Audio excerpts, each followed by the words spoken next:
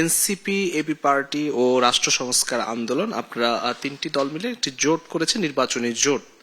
আপনারা 300 আসনে প্রার্থী দিচ্ছেন কিনা জোটগতভাবে, এবং নির্বাচন নিয়ে আসলে আপনাদের পরিকল্পনা কি?